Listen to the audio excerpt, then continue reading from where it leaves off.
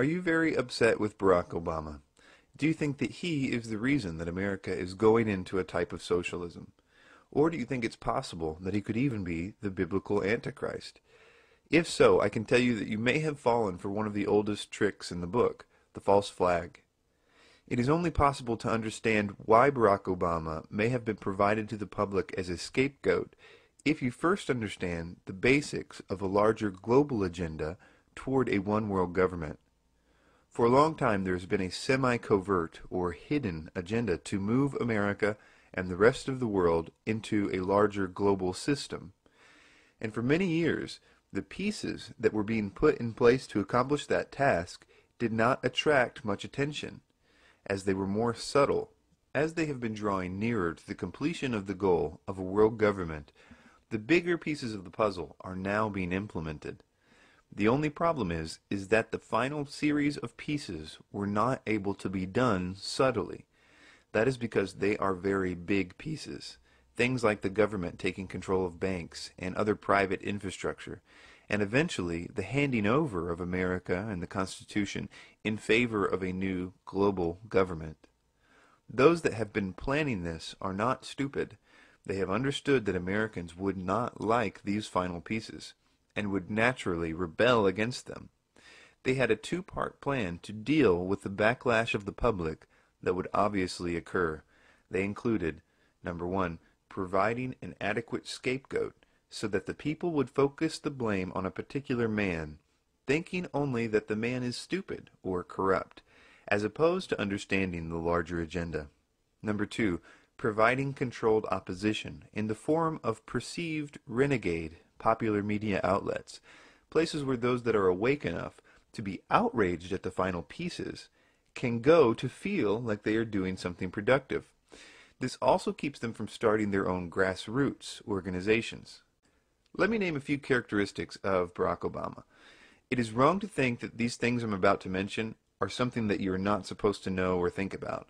It is only presented in that way because it is human nature to believe things that we feel we are not supposed to know. But I assure you that those that were behind Mr. Obama's rise to power were also aware of the following things from the beginning. Number one, the birth certificate issue. Number two, his perceived Muslim heritage. And number three, his socialist history and leanings. The birth certificate issue was, in my opinion, always intended to be known. It is just the type of thing to make a patriotic American totally indignant with Obama. After all, it's one thing to have a president give us over to socialism, but it's another if that president's presidency is perceived as illegitimate. Most people don't need much else than this to create the desired scapegoat mentality. But just in case they were on the fence, they throw in number two, his perceived Islamic background. Now, after 10 years of fear-mongering from the media, justified or not, about Saddam Hussein and Osama bin Laden and Muslim people in general, let me ask you, if you think that getting in an individual who is a minority with an Islamic background of some kind and with a name like Barack Hussein Obama to basically preside over America's long-planned demise is an accident? Or are you starting to see that we are supposed to hate him? Or what about his socialist leanings early in his life? This is often a big subject with the gatekeepers and real truth seekers alike. And don't misunderstand me, this is all very serious and it's very bad. But also know that the shouts of socialists and communists gets you to focus on him as the reason we are going into a type of socialism. And nothing could be further from the truth. This plan has been in place long before Barack Obama was born. I know that you're angry about what's happening to America. I'm with you. I also know that the presidential decisions being made don't appear to make any logical sense. But don't be fooled that they are just mistakes and that Barack Obama is simply incompetent. This is the version for people that are awake enough to care about what's happening, but are still sleeping too much to notice the bigger picture. That there is another agenda altogether being advanced right under our noses, and it is going along precisely as planned.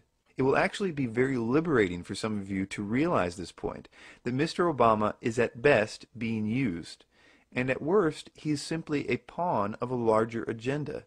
And like any other person who is being deceived or used, he can use our prayers. After all, what wonderful things would happen if Mr. Obama was truly born again? Ephesians chapter 4 says, "And don't sin by letting anger control you. Don't let the sun go down while you're still angry, for anger gives a foothold to the devil." In Matthew chapter 5 it says, "But I say unto you, love your enemies, bless them that curse you, do good to them that hate you, and pray for them which despitefully use you and persecute you." As for Christians that entertain notions that Mr. Obama is the Antichrist, you should know that this idea is not your own either.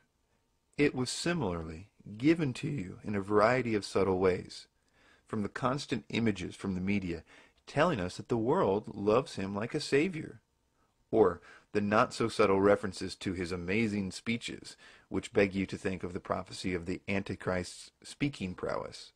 As a side note, I personally find Mr. Obama's speeches to be forced and obviously insincere. All of this is done for similar reasons as the political reasons that I just mentioned, which is that if you're paying attention to the left hand, you won't know what the right hand is doing. But even worse than that, in my opinion, is that a belief that Obama is the Antichrist will actually set up the well-meaning person to eventually worship the real Antichrist when he does show up, as if he were the return of Christ. I describe a possible scenario of how this could happen in the second half of my video, the 2012 Deception presentation. A diligent student of Bible prophecy knows that Barack Obama simply can't be the prophesied Antichrist for many reasons. I will link a few characteristics of the Antichrist in the description section, but here are a few notable ones. His arrival on the world scene will be accomplished by miracles, signs, and wonders, says 2 Thessalonians 2, verse 9. He will have, quote, no regard for the desire of women, Daniel 11, verse 37. He will claim to be God. He will claim to be greater than God. Either he or his companion, the false prophet, will claim to be Christ. And he will come from 10 kings. His authority will have similarities to the ancient Babylonians, Persians, and Greeks. I really hope that this video has been helpful. And if you know anyone that has some excess anger towards Barack Obama, if you can send them a link to this video, it might help them. Thanks.